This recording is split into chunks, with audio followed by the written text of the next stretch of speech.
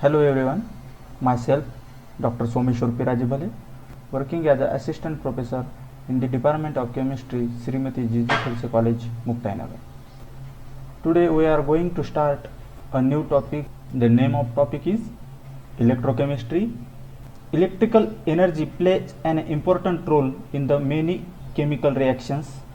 The production of electricity during spontaneous chemical reaction, and further this energy used to bring about non-spontaneous chemical transformations are studied under the topic of electrochemistry.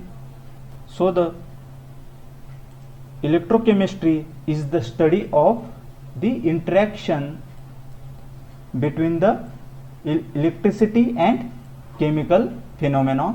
म्हणजेच electrochemistry काय आहे, electricity आणि chemical यांच्यामधलं interaction याची आपण study करणार आहोत. This interaction can be studied in the 3 parts.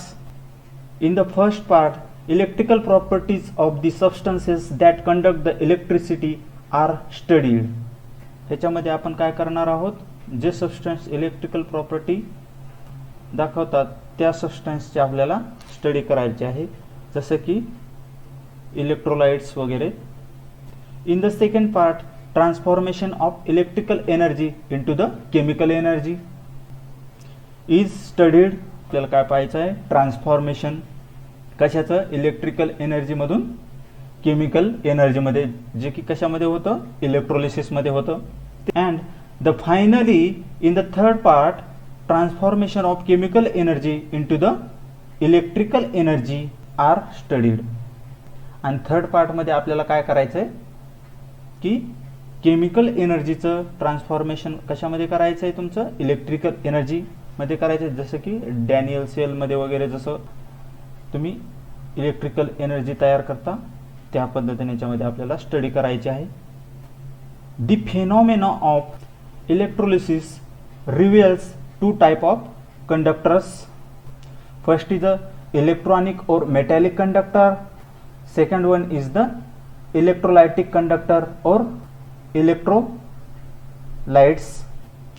In the metallic conductor, the conductors are the metallic substances which allow the electricity to pass through them without undergoing any chemical change. Metallic कंडक्टरमध्ये काय होतं की ते असे substances आहेत त्याच्यामधून काय होतं, इलेक्ट्रिसिटी पास होते परंतु त्याच्यामध्ये कसल्याही प्रकारचा चेंज होत नाहीये. अशा पद्धतीच्या कंडक्टर्सला आपण काय म्हणतो, इलेक्ट्रॉनिक किंवा मेटॅलिक कंडक्टर्स असं म्हणतो. फॉर एक्झाम्पल जसं की कॉपर, सिल्वर याच्यामधून इलेक्ट्रिसिटी पास होते परंतु याच्यामध्ये काही चेंज होतो का, नाही, म्हणून त्याला आपण काय म्हणतो, इलेक्ट्रॉनिक किंवा मेटॅलिक कंडक्टर म्हणतो. In this type of the conductor, the flow of electric current is due to the flow of electrons in the metal atoms. This electronic or metallic conductance depends upon some factors such as the nature and the structure of the metals, the number of valence electron per atom, density of the metal and the temperature. म्हणजेच ह्या electronic conductance कशावरती depend आहे, त्यांच्या नेचरवरती, त्यांच्यामध्ये valence electron किती आहेत त्याच्यावरती depend आहे. नंतर त्यांची डेन्सिटी कशी आहे त्याच्यावरून पण त्यांचा कंडक्टन्स ठरतो. आणि लास्टली ते टेम्परेचरवर पण डिपेंडन्स आहेत. Our next type is the electrolytic conductor और electrolytes. Before going to start the electrolytic conductors, there are 2 type of substances named as the electrolytes and non-electrolytes. Electrolytes are the substances which allow the electricity to pass through them in their molten state and undergo chemical decomposition. म्हणजे electrolytes काय आहेत, जे की असे substance आहेत ते की काय करतात, इलेक्ट्रिसिटी पास करतात त्याच्यामधून त्यांच्या मोल्टन म्हणजे वितळलेल्या स्टेटमधून, आणि ते त्यांच्यामध्ये स्वतः चेंज पण होतो. म्हणजे केमिकल डिकम्पोजिशन पण होतं. For examples acid, bases and salts. In this type of conduction, charge is carried by ions. ह्या टाईपच्या कंडक्टन्स मधून काय होतं, चार्ज कशाने कॅरी केला जातो तुमच्या, in the form of ions. Therefore, it is also called as the ionic conductance. And on the other hand, the substances which do not conduct electricity either in their molten state or through their aqueous state or aqueous solution are called as a non-electrolytes. Non-electrolyte कशाला म्हणतो आपण, जे electricity काय conduct करत नाहीत कशामध्ये, एकतर वितळलेल्या स्टेटमध्ये किंवा ॲक्वियस फॉर्ममध्ये, म्हणजे वॉटरच्या सोल्युशनमध्ये. त्या पदार्थांना आपण काय म्हणतो, नॉन इलेक्ट्रोलाइट्स असं म्हणतो. फॉर एक्झाम्पल जसं की sugar, glucose, ethyl alcohol and urea. Here in this diagram we can see this is the electronic conductor, this is the electrolytic conductor. In the topic electrochemistry, our first point is the electrolytic conductance. In case of electrolytes, all the electrolytes do not ionize to the same extent. We know that. म्हणजे सर्वच electrolytes काय होत नाहीत, तुमच्या ionise होत नाहीत. On the basis of this they are classified into two class. First is the strong electrolyte and second one is the weak electrolyte. Strong electrolytes are the electrolytes which dissociate almost completely in their dilute solution. They called as a strong electrolyte. And the weak electrolyte which dissociate partially in the dilute solution, they called as a weak electrolyte.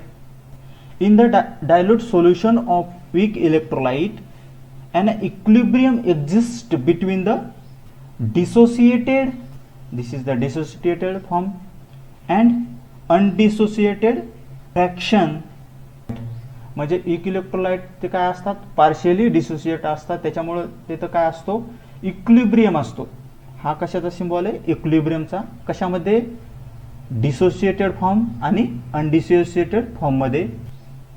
But in case of strong electrolyte this equilibrium do not exist since they dissociate completely. Both the type of conductors, which conductors, electronic and electrolytic conductors obey the Ohm's law. Ohm's law काय सांगतो, तुमचा current I हा कशाच्या equal असतो, रेशिओच्या. कशाच्या रेशिओच्या, potential difference E आणि resistance R यांचा रेशिओच्या equal असतो. The resistance of an electrical conductor is directly proportional to the length and inversely proportional to the area of cross section. तुमचा रेजिस्टन्स हा कशाशी डायरेक्टली प्रोपोर्शनल आहे, लेंथशी, आणि इनवर्सली प्रोपोर्शनल कशाशी आहे, area of cross section. This is the equation number 2. To remove this proportionality symbol we take a one constant rho. Therefore, the equation 2 becomes R is equal to rho L upon A. This is the equation number 3. Here, the rho is the constant of proportionality. It is also called as a specific resistance.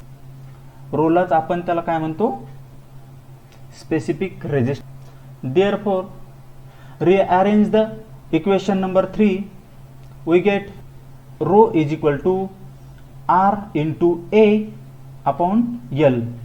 जर आपण equation number 3 rearrange केलं तर काय मिळेल आपल्याला, हा बघा, इकडे गुणाकारातला L इकडे गेला तर काय होईल, तुमचा भागाकारामध्ये जाईल, आणि नंतर इकडे भागाकारातला A हा ह्या साईडला गेला तर काय होईल, तो गुणाकारामध्ये जाईल. म्हणून काय मिळतं आपल्याला, आर गुणिला ए इन भागीला L. This is the equation number 4. Let us we consider cross sectional area is equal to the 1 unit and length is a 1 unit. Then the equation number 4 converts to rho is equal to r. म्हणजे cross sectional area हा 1 घेतला आणि length जर 1 घेतली तर equation number 4 हे कसं होईल तयार तुमचं rho is equal to R. कारण की इथं 1 आणि इथे 1, त्याच्यामुळं फक्त rho is equal to R मिळेल तुम्हाला. This is the equation number 5. Therefore the specific resistance is the resistance of any solution held between two electrodes of a unit area each and separated by a distance of a 1 unit. म्हणजे specific resistance कशाला म्हणतो आपण, specific resistance हे असा resistance आहे सोल्युशनचा जेव्हा solution हे कशामध्ये ठेवलं जातं, 2 इलेक्ट्रोडमध्ये ठेवलं जातं की ज्यांचा युनिट एरिया किती आहे, 1 युनिट आहे आणि त्यांच्या 2 इलेक्ट्रोड्स मधलं डिस्टन्स हे काय आहे, 1 युनिट आहे. त्या रेजिस्टन्सला आपण काय म्हणतो, स्पेसिफिक रेजिस्टन्स. कारण की तिथं काय आपण एरिया आणि त्यांच्यातलं डिस्टन्स हे आपण काय घेतलेलं आहे, स्पेसिफिक म्हणजे विशिष्ट घेतलेलं आहे, म्हणून त्याला स्पेसिफिक ही टर्म वापरलेले आहे. On the basis of the equation number 4 we can determine the unit of specific resistance. Here the length we taken in centimeter and area taken in centimeter square. Therefore in CGS rho is equal to ohm. Ohm is used for the resistance into centimeter square divided by centimeter. Centimeter gets cancelled and we get P is equal to ohm into centimeter. This is the CGS unit of specific resistance. And in the SI unit we take the length in a meter. Therefore rho is equal to ohm into meter. This is the SI unit of specific resistance. Our next point is the specific conductance. In case of electrolytic conductors, conductance is important rather than the resistance. Therefore the conductance L is defined as the reciprocal of resistance. म्हणजे conductance काय आहे तुमचा, reciprocal आहे कशाचा, रेजिस्टन्सचा. Therefore we can write conductance L is equal to 1 upon R. This is the equation number 6. We know that the unit of conductance is per ohm or mhos, but here we know that the R is equal to rho into L upon A. This value of R is taken into the equation number 6. Then we can write L is equal to 1 upon rho into A upon L. तर तुम्हाला equation number 7 मिळेल. Here पण 1 upon rho is the specific conductance. म्हणजेच आपण 1 upon rho लाच काय म्हणू शकतो, स्पेसिफिक कंडक्टन्स म्हणू शकतो. कशामुळे, कारण की रो हा तुमचा काय आहे, स्पेसिफिक रेजिस्टन्स आहे आणि रेजिस्टन्स आणि स्पेसिफिक कंडक्टन्स यांचं संबंध कसा आहे, रेसिप्रोकल मध्ये आहे. Therefore we can write L is equal to LS.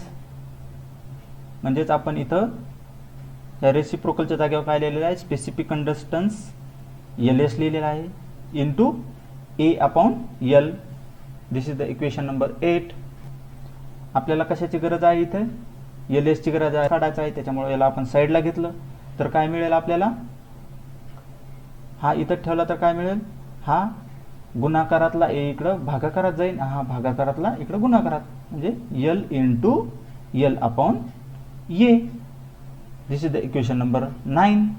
Here we know that L is equal to 1 upon R. then we write this Ls is equal to 1 upon R into L upon E. We get equation number 10. This is the equation for specific conductance. If we consider A is equal to 1 unit and L is equal to 1 unit, then put this value in equation number 10. We get Ls is equal to L is equal to म्हणजे specific conductance is equal to conductance. हे काय equal आहेत. For the specific conductance is defined as the conductance of any solution held between two electrodes of a 1 unit area each and separated by the distance of a 1 unit.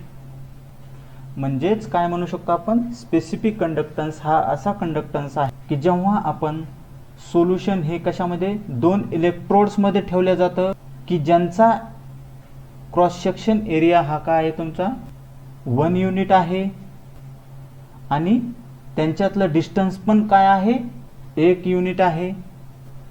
त्यावेळेस जो conductance मिळतो त्या कंडक्टन्सलाच आपण काय म्हणतो, specific conductance.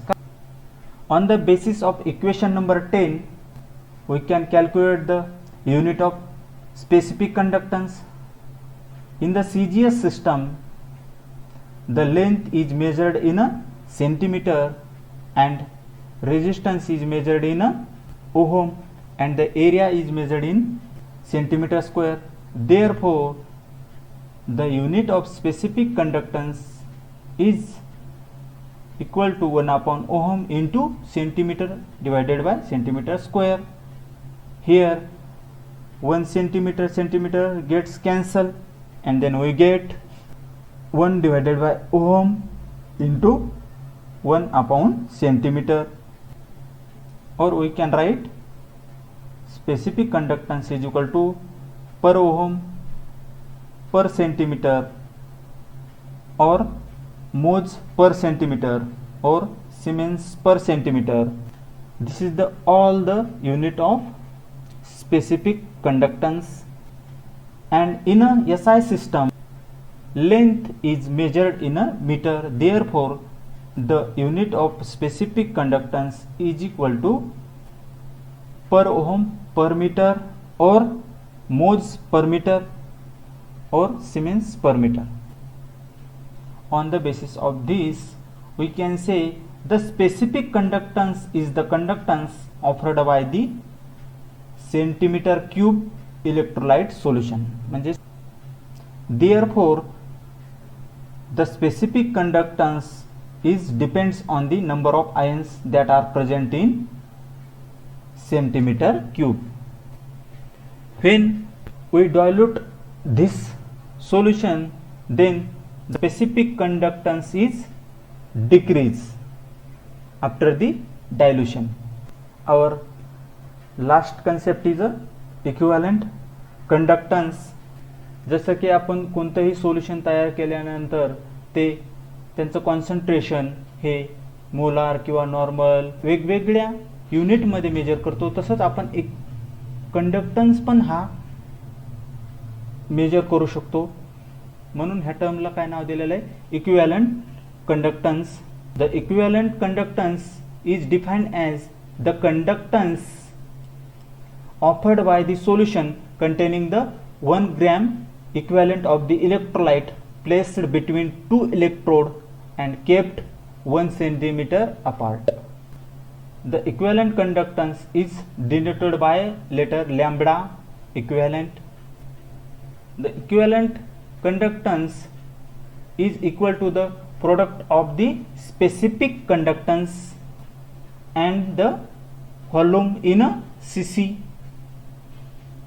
or we can say the cubic centimeter, containing a 1 gram equivalent of the electrolyte at the dilution V. Therefore, we can write lambda equivalent is equal to Ls into V. म्हणजेच equivalent conductance हा कशाचा equal आहे, गुणाकाराच्या equal आहे. कशाच्या, specific conductance आणि volume कोणतं volume की ज्याच्यामध्ये 1 ग्रॅम इक्विव्हॅलंट इलेक्ट्रोलाइट काय केलेला आहे तुम्ही डिझॉल्व करून तो डायल्यूट केलेला आहे असं volume. This is a shown in this figure. ह्या फिगरमध्ये काय बघू शकता हे लक्षात ठेवा. इथं काय आहेत एका रो मध्ये 3 क्यूब आहेत आणि अशा किती आहेत 3 रो आहेत म्हणून टोटल क्यूब किती झाले 9 क्यूब. एका क्यूबचा कंडक्टन्स म्हणजेच कशाचा इक्वल असतो स्पेसिफिक कंडक्टन्सच्या. म्हणून आपण जर टोटल कंडक्टन्स पाहायचा झाला तर काय म्हणू शकतो 9 into LS. A solution having a 1 gram equivalent of the electrolyte dissolved in 9 cubic centimeter water be placed between 2 electrodes 1 centimeter apart. The solution could be considered as a consisting of a 9 cube. आणि ते solution कशापासून बनलेलं आहे 9 cube आपण पाहिलेलं आहे जसं की. आणि प्रत्येक क्यूबचा कंडक्टन्स काय असतो हा LS असतो. आपण लास्टच्या कन्सेप्टमध्ये पाहिलेला आहे की LS हा कशाच्या इक्वल आहे L च्या म्हणजेच कंडक्टन्स हा कशाच्या इक्वल आहे स्पेसिफिक कंडक्टन्सच्या म्हणून त्याला आपण LS पण म्हणू शकतो. Therefore thus the total conductance of the solution will be LS into 9. Similarly volume cubic centimeter of a solution will form a V cube. त्याच पद्धतीनं एक व्हॉल्यूम आहे ते तयार काय करेल की V क्यूब्स तयार करेल अँड द टोटल आणि त्यांचा कंडक्टन्स किती असेल LS इंटू V. जसं 9चा आलता की LS इंटू 9 क्यूब आल्यानंतर 9 आला तसं जर V व्हॉल्यूम घेतलं तर तुम्हाला काय LS इंटू V येईल. In general, if an electrolyte solution contains n gram equivalent in 1000 cc of the solution, the volume of the solution containing 1 gram equivalent will be 1000 divided by n. जर किती n gram equivalent electrolyte कशामध्ये dissolve केलं 1000 cc वॉटरमध्ये dissolve केलं आणि त्यांचं solution तयार केलं त्यावेळेस जर आपल्याला 1 ग्रॅम इक्विव्हॅलंटसाठी व्हॉल्यूम काढायचा असेल तर काय करावं लागेल आपल्याला 1000 डिवायडेड बाय n. बरोबर. n म्हणजे काय आहे तुमचं इथं नंबर ऑफ ग्रॅम इक्विव्हॅलंट म्हणजे तुमचं ते काय असणार आहे कॉन्सन्ट्रेशन असणार. Therefore lambda equivalent is equal to LS into 1000 upon n. On the basis of this, we can calculate the unit of equivalent conductance. The equivalent conductance is depend upon the specific conductance and concentration. We note that the specific conductance is measured in the per ohm per centimeter or moles per centimeter or Siemens per centimeter, and the concentration is measured in a equivalent centimeter minus cube. Therefore we can calculate the unit of equivalent conductance. Lambda equivalent is equal to per ohm centimeter square per equivalent or moles centimeter square per equivalent or Siemens centimeter square per equivalent.